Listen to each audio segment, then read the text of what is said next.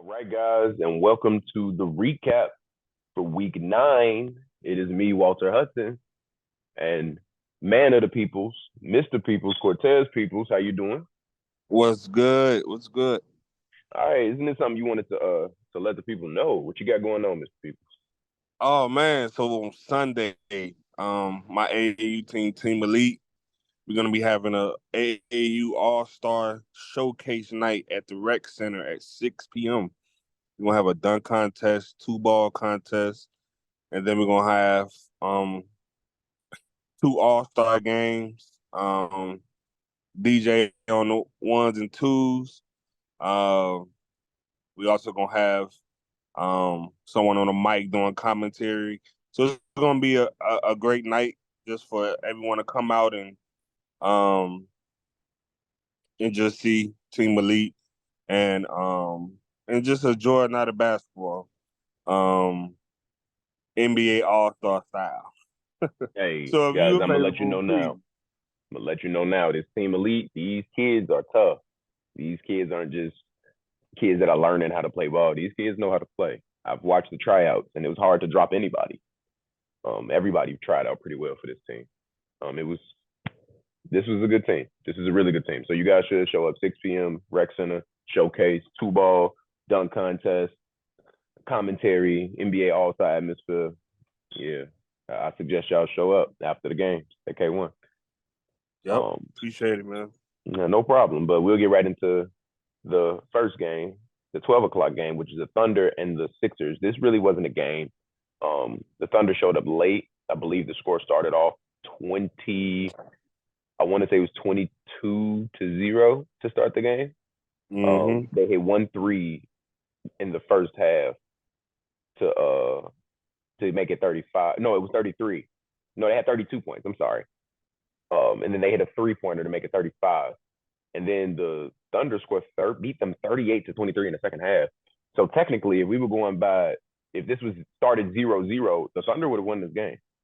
But because they were late and had a 32-point head start, they lose the game by 13. That is absolutely astonishing to me. I feel like if the Thunder had their full team, well, Miles Bergens also didn't play. He sat. He did not play. So this also showed how much this team needs Miles. Like, what do they have without Miles? This was their chance to show and be aggressive. I don't think the Sixers have anything that's going for them outside of Miles at this point.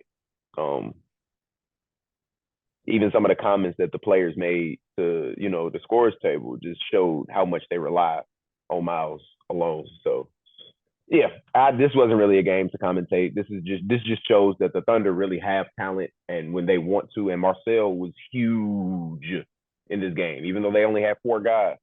Marcel was like saying all of the right stuff, giving them the energy to keep performing, keeping his team involved, making the right play. Like, it was just it just lets you know that certain types of players help you get in, stay in, and possibly win games. That's what I got from this. How did you feel about it, Mr. Peoples? Oh man. I got the same thing actually. This is almost like how disciplined is the 76ers as a team. Um, what kind of grit does the Thunder have? And the Thunder did show grit. Antoine Peterson made his return back. I think he missed like the last two games. Um, John Thomas had a decent game. So it was like even though the defensive side wasn't like great on both sides, the Thunder showed signs that when they're playing just carefree and just using one another, even though they only have 4 people, but just using one another, they can be successful. So I think they should take that formula when they have everybody and just move the ball and don't care who scores, but put everyone in the best position to score. Um, and then the Sixers, I mean, yeah, they can't, and I use this term loosely. They can't really function without Miles Burgers on the floor, and that's Yeah, nothing to not. knock the team, but it just the nucleus was gone, and it was just hard for them to function without that nucleus. So, I mean, it was like you said, it was just a game just to watch and just see, But it got interesting too, though. So Yeah, it did get interesting. This was fun for me to watch. I really enjoyed watching this game. I watched this yeah, game and I legitimately was plugged in. I wanted to see, like, it got to a point where the Thunder like seemed like they could come all the way back. I really felt like the momentum that they had was very, very good. It was very positive. They weren't arguing. They were having fun. The Thunder came and they played. They just played ball and had fun. And you see what it did. Like Antoine Peterson was being aggressive.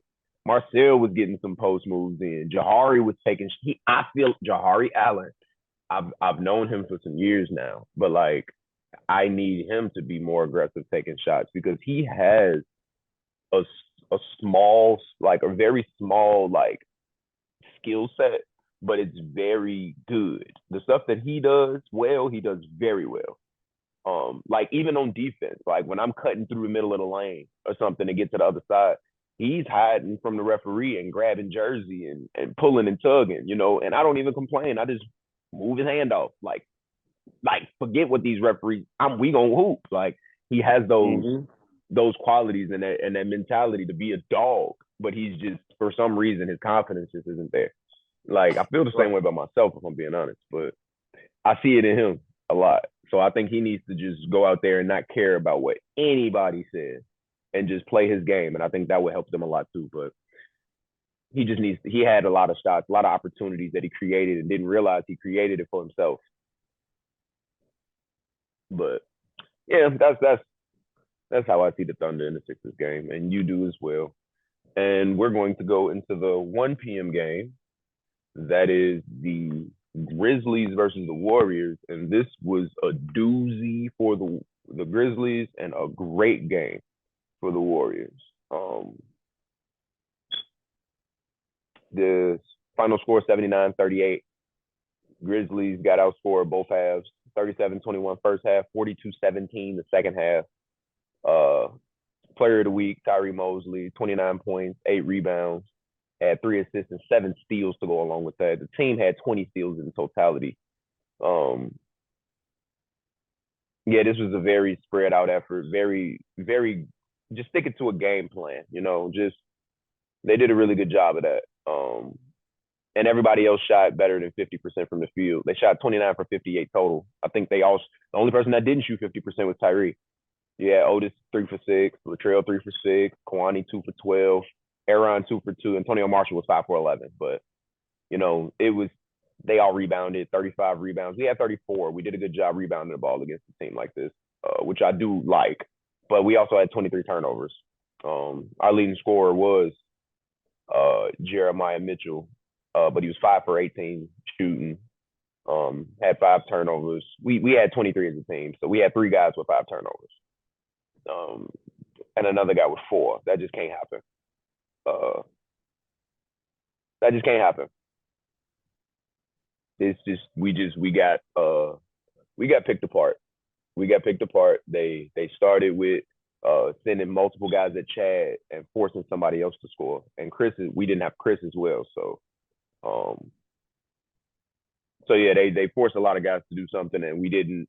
Nobody stepped up necessarily in the correct way. Jeremiah was trying to be aggressive. He took 18 shots. Shots just weren't falling early. We did not move the ball at all. It's hard to. I mean, I can't say anything defensively because they got so many. We had so many turnovers. We never had a chance to set up our half court defense. I feel like our defense wasn't terrible. I feel like we were okay defensively. Like I'd give it like a C plus maybe. But no, I think they just outplayed us. They played to our weaknesses. Like even ones that weren't skill related. They tried to play mental games. They just a lot of they attacked who they needed to attack, and it worked. And that's something that a team like the Grizzlies can learn from. The Warriors have been the guy Tyree. Every time Otis has had his team, he's been to the championship, and it's for a reason. It's more things than just playing, than skill to basketball. So you live, you learn, And that's all I really pretty much got.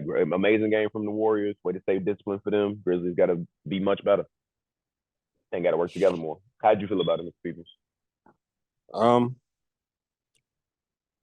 this was what the old generation would call a old fashioned butt whoop. Warriors was clicking on all cylinders because they were playing.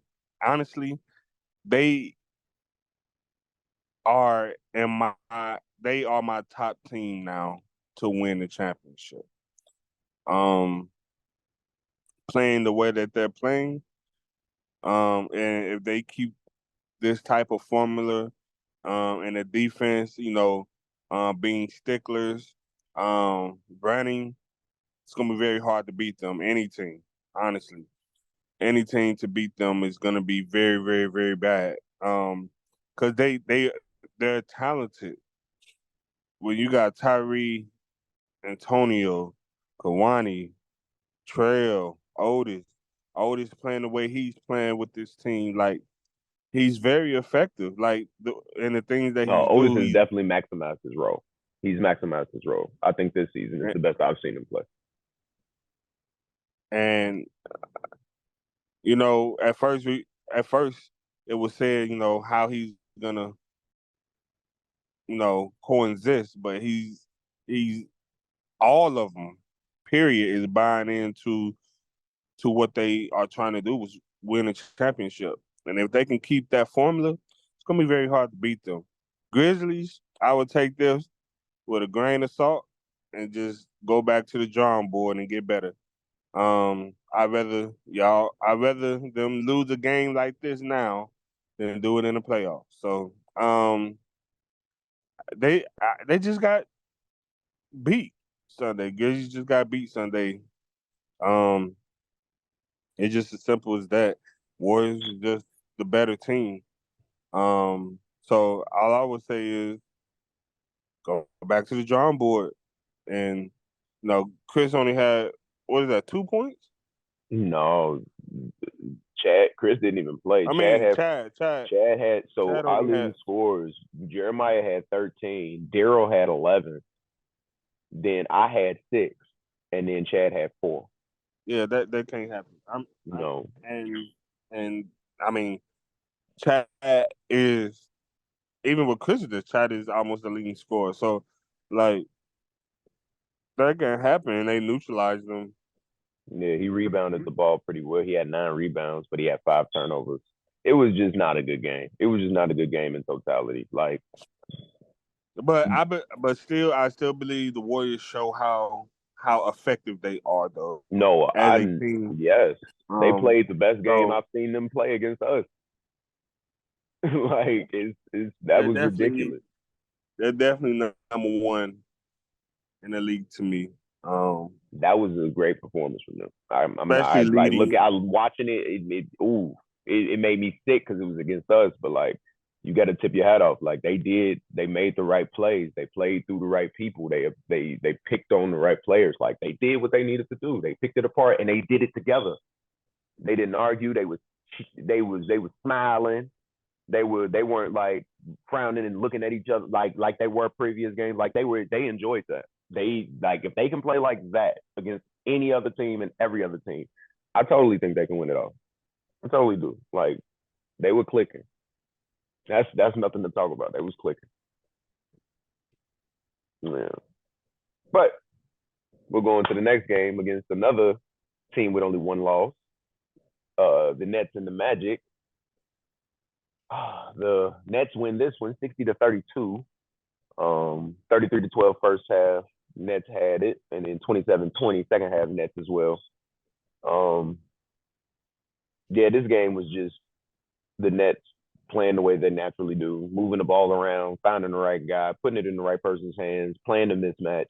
McLaurin had a good game, 14 points, 9 rebounds.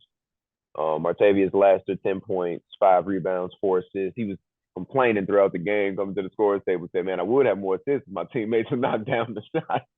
They shot 7 for 21 from 3. They like to shoot a lot better than that, but They had a lot of shots, the open shots they could have missed. They could have had more points than just 60 points. They could have scored more, but Dennis, coming back, being effective, 7 for 15 from the field, 15 points, 4 rebounds, 4 steals.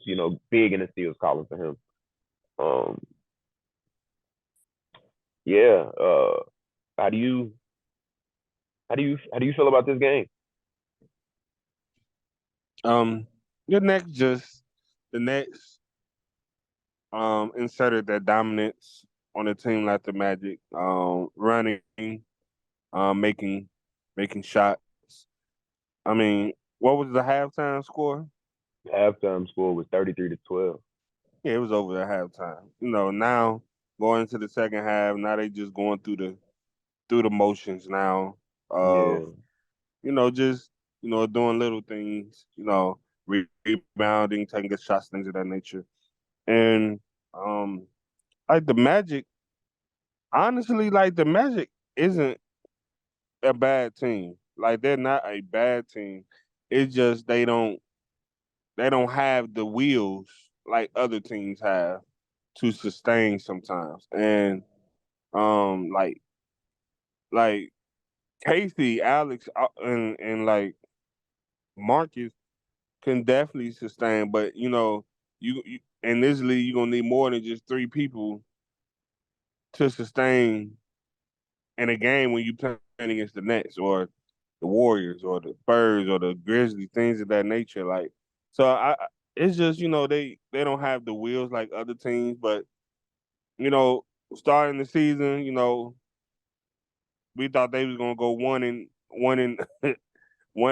Well, I said they was gonna go 1 and like 12, but Yeah, they and they they end up they getting 2 more showed wins. they showed the grit of how they can be even without Billy and things of that nature. And in reality, not having TJ Wicks yesterday wasn't even noticeable. Like I can't even say anything that's like, oh, if they had TJ, maybe this. But of course, people would say, well, his length, and able to block shots, but even with him being there, it wouldn't have mattered. Um, so yeah, it was just a game that the Nets asserted their dominance, but just watch out for the Magic, man, because they can sneak up on somebody for real.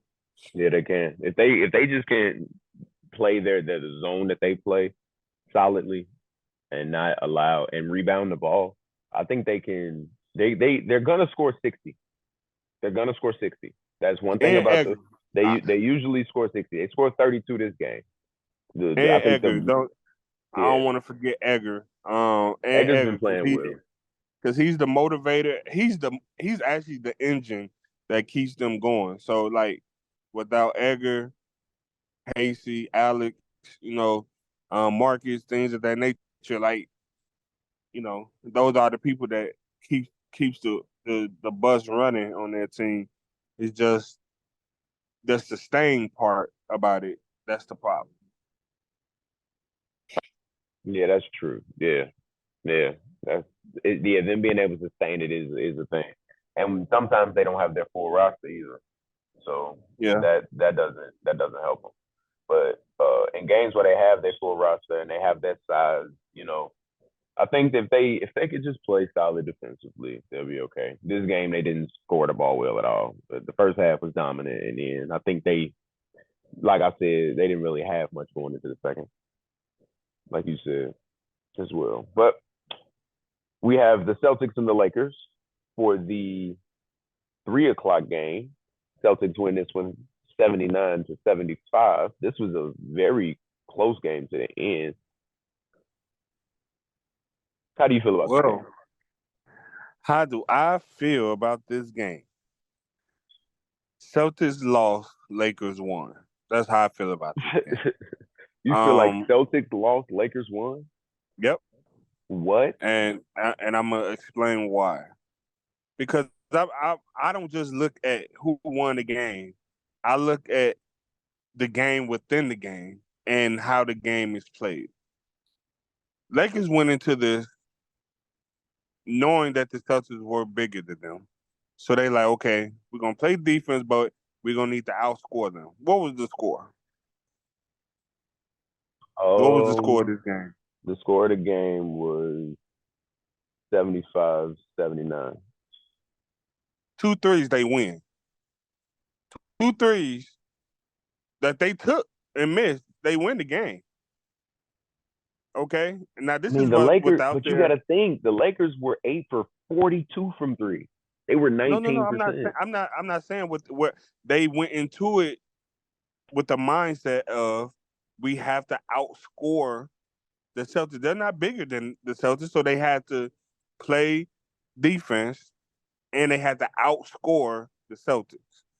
That's how they went into this. So I'm not saying where they had to take shots. So going 8 for whatever, they had to go there. But I'm saying two of those threes that they took, they win.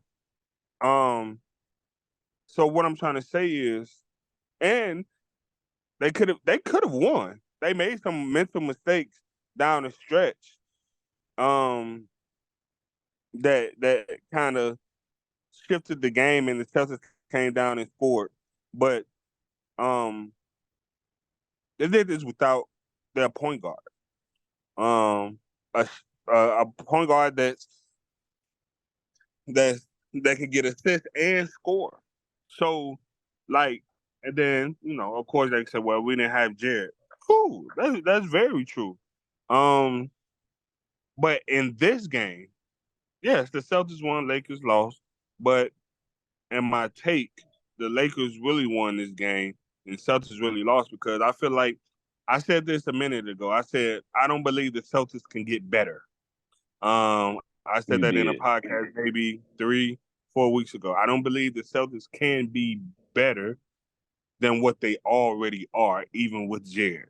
And I still stand by that.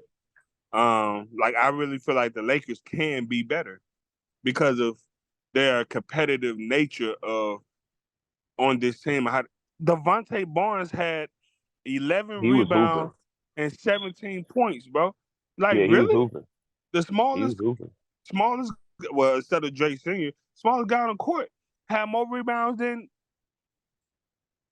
Then JJ well, he had and equal Terrell and rebounds yeah, than no, K yeah, Box on the other team. So, like, come on now. Their competitive nature, they didn't have their point guard. And I'm not taking anything away from the Celtics, but this is my take. Like, I just don't think that they can sustain like other teams, even because I believe that a lot of people like, oh, they have him that they on their team. They got the Suns of last year. That doesn't matter. This is a whole new year. They had the Suns won last year. That's great. This is a whole new year. Like whole new teams, whole new atmosphere, different referees. People need to take all that into account. Sometimes people are so premature into the Celtics, this Celtics, or the Nets, or the things of that nature that they forget. There's a lot of things that go into a game. So, like, and a season. So, like I said, the Lakers won, Celtics lost, but in the record, it would say Celtics won, Lakers lost. So that's my take. yeah.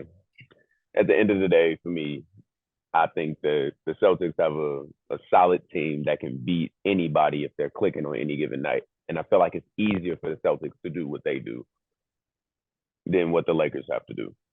Do you get what I'm saying? Like I feel like the Lakers have to play to that high capacity all of the time versus I, the Celtics just having to they run lost through by what they need to run through. they lost by 5. I mean, but they did the Lakers didn't shoot well. They shot 8 for 42. Right, that's what Like I'm saying. The Lakers didn't shoot well, but they lost by 5. I What mean, if but they shot it's well? still a loss is a loss. Like I understand. No, Like I'm that's what I'm saying. The Celtics didn't look like they struggled at all this game. Celtics didn't look like they struggled at all this game to me. When I watched this game, the Celtics did not look like they struggled. They didn't. I feel like the Lakers were like clawing this entire game. They were clawing this entire game. The Celtics were just going through their motions, like literally just setting up their plays and making it happen, and then getting back on defense. Like it was so easy on the offensive end for the Celtics to get what they wanted every single play. Every single play, they got what they wanted whenever they wanted. They just either they just missed the shot. Like the Lakers really didn't stop much of that. Like they got some steals, they got some turnovers. Don't get me wrong. Like the Lakers had 11 steals. Like they had 16 turnovers. Like the Celtics, but they had 16 turnovers and won this game. Do you get what I'm saying? Like that's how solid the Celtics are when they actually get the ball where they need to offensively. Like that's what I'm saying. Like I think it takes the Lakers way too much more to. You got 18 assists, you got 11 steals, you got only 8 turnovers. You know what I'm saying? How you finna win this game?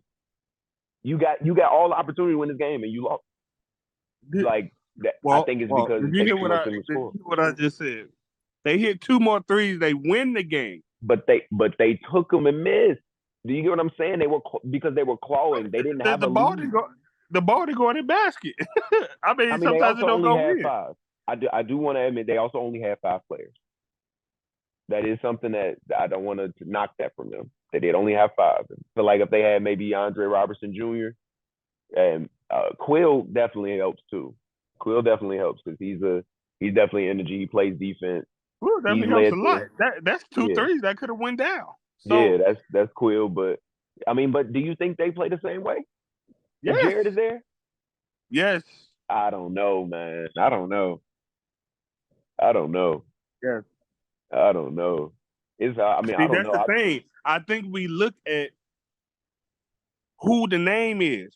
We look at, they got Jared or they got this, and they say, oh yeah, they gon' no. You can say that about the Lakers though. If that's no, you can't. You can't really say that about. I can't say, they got Tone. They got Terrell. Come on now, you got Tone and Terrell. You can make something happen.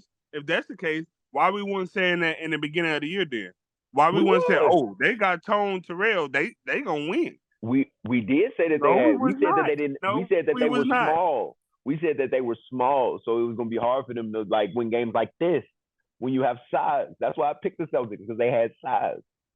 That's it. Look, they got the scoring, but I don't think they got the size.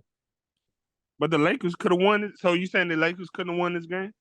I think they can win if they play spectacular. Yes. If these guys play spectacular, then yes. That's why I said that. Literally, I said they have to play spectacular to win, and I don't think they can play spectacular every single game. That's all. That's literally what I'm saying. That's literally my point. It is okay. I'm just saying. Like I feel like the Celtics are gonna get theirs no matter what. No matter what, they are going to perform. They lost to the Nets. It came down to one play. Came down to one play. The Nets played well that game too. Like, don't get me wrong, but the Celtics have the Celtics played the Warriors? Nope, not yet. Not yet. They play them this Sunday. Oh yeah, and then we got it's the Nets. Let me know after that game. We'll find out. We'll talk about it. Let's let me know after that game because I'm picking the Warriors. I'm just letting you know that now. But let me know after that game. All right, let's move on. With Jared. Jared can be there. Jared can be there. Okay. Hold on. Let's go. Hold on. But now you saying so are you telling me Rashawn is better than Tonio? Tonio who? Tone Brooks? Marshall? No, Marshall. Hold on, wait. We gonna get into that when we get into that. Let's go. We gonna get into that. We gonna get into that. Next game. We go to the next game. All right, 4 p.m. game, Spurs Bucks. I believe this was this wasn't the game of the week, but this was my game of the week. This was a game I wanted to see, and it was 64-62. Bucks win this game. They win the first half 32-23. They lose the second half 39-32. Bucks go 32 both halves. Win by 2. You have Barry Golden with 14 points and 7 rebounds. Brian Hernandez with 11 points, 2 assists, 2 rebounds. Chris Anderson had a really good game, had 13 points and 4 rebounds on 5 for 8 shooting, 3 for 5 from 3. Chris Anderson has been great for like 3 seasons in this K1. I like it for him. 13 points, 14 rebounds, 3 assists. for Quan Shaw. Great game from him. Um, yeah, I think Octavius Davis was clawing in this game, had 31 points and 10 rebounds. Probably would have got player of the week if he had to clutch this one out himself. Ben Green with 12 points, 4 rebounds. No Micah Bradford this game. Gerald Duckworth played most of the minutes. He had 8 points, 5 rebounds, but he had 6 turnovers. Not not necessarily like him, but this was just a close game to the end. I just pretty much saw Octavius really, really, really pushing, trying to get this team to do something. I think he might end up getting most improved for me. It's between him and Trey Anthony. But I think Octavius might be winning this by a lot now because he's definitely stepped up for this team. Um, how do you feel about this game, Mr. Stevens? Oh yeah, it definitely was the game of the week. Um, man, that three Brian hit at the end was just like it was a dagger. It was a good shot. I mean, Yeah, Brian hit the and he big was three at late, the end. and he was leaning. So I mean, it was tough. So I mean, shots like that, is the game changer of the game, and it changed the game. But it was a good game on both sides. I mean, it was a really good basketball game, to say the least. So, I mean, Spurs, I believe they were missing Micah because of him being Micah, just his presence a little bit. But um, I would say we need to see more from Trey. Like definitely see more from Trey. Just him crashing the boards, being effective. Um, definitely using him in the pick and roll. They don't do that enough. Um, and then the Bucks. I mean, they played an all around good game. I mean, so that's all I gotta say really about that game. It was a really good game. Yeah, Bucks definitely played a really good game. Um, Farai even was. I mean, he didn't make his shots, but Farai, I think he understands how to move with this team, how to play. He looks more in place for them. I think he played. I think he needs to play maybe just a few more minutes earlier in games, just for the hustle and the rebounding Hold on one second. uh Devonda. expectation.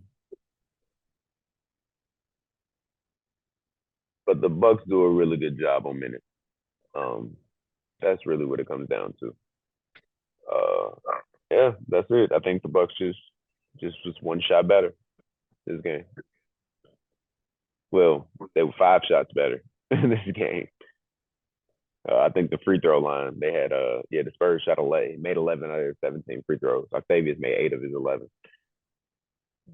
Yeah, I know he's probably kicking himself for a couple of them. He's like, man, I make 2 more, I make all my free throws, you win the game.